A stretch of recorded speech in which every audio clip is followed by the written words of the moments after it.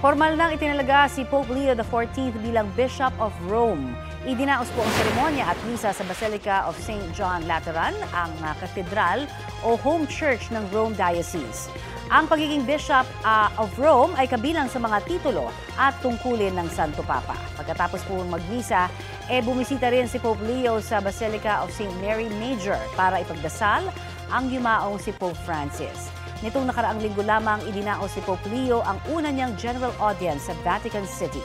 Kabilang sa mga present doon ang ilang miyembro ng Couples for Christ Global Mission Foundation Incorporated bilang bahagi ng kauna-unahan nilang conference sa labas ng Pilipinas. Sumentro po sa pag-asa at panawagan para sa kapayapaan ang mensahe ni Pope Leo XIV sa una niyang general audience.